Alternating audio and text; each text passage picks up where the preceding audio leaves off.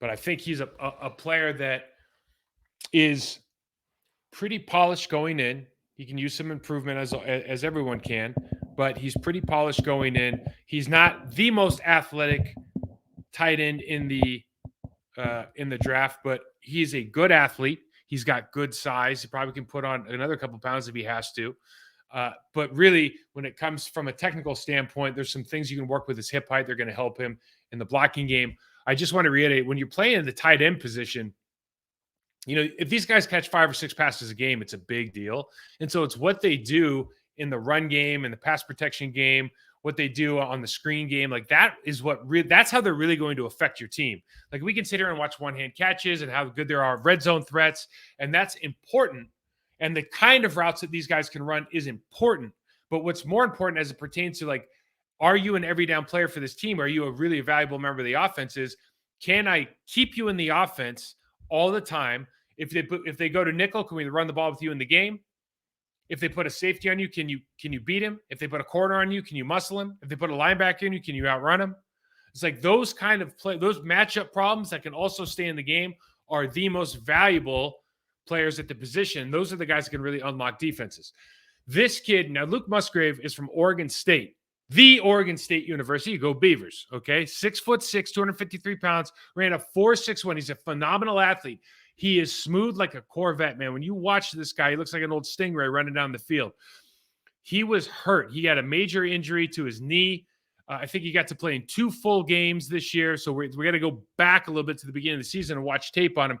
Now, the Oregon State offensive line is fantastic, but I love the way this guy approaches. He is a unpolished player to this point. He is going to take some development, but he's got enough upside physically. You're going to see the bend here on the first play. He's got enough upside physically where you could put him in the game. He's going to make plays for you while he's learning on the job. Remember, nobody comes in as good at blocking as Rob Gronkowski or Mercedes Lewis. George Kittle wasn't George Kittle in week one. Week one, day one. Travis Kelce wasn't Travis Kelce of now when he was a rookie. Like these guys had talent. Mark Andrews, same thing. You saw that these guys had talent, but it takes a long time to develop a tight end in the National Football League because what a really good one is required to do.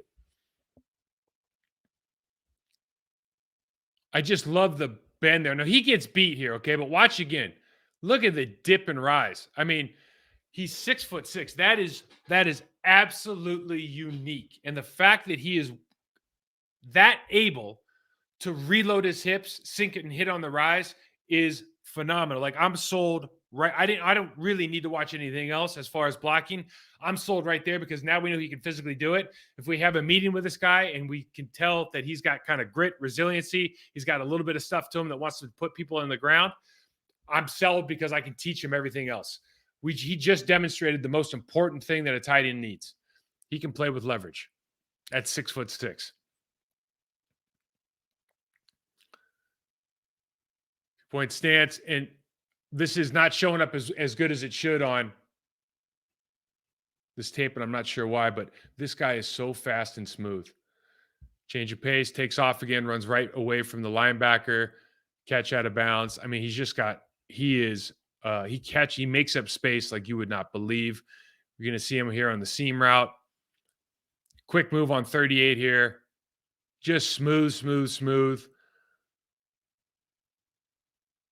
Really, really athletic player. 6'6". I'll bet you he can jump out of the gym. Just a smooth player. A little bit out of control at times. We got some things to work on, no question about it. Looking in the slot now. He can find those spaces.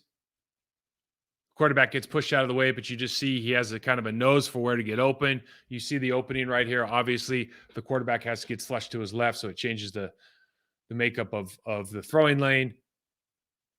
Down here, he's split out. Can find space, make simple catches. Now we're going to the old motion alignment. I thought this was kind of a nice demonstration because a lot of tight ends will freak out right there and either get beat to the inside or let them go straight up field on the waggle play. Patient, good use of the hands. Got to appreciate that. Now, the reason I put this in here is the guy can move. Those are 2 wide receivers. He's got everybody beat off the line of scrimmage. And, for me, your 10, 15-yard speed at tight end, like you're pressing that safety right now. You're outrunning the coverage. They're going to box you in here with the backside. But just from a speed standpoint, you're dealing with a really good athlete here. Again, a little bit unpolished. Obviously,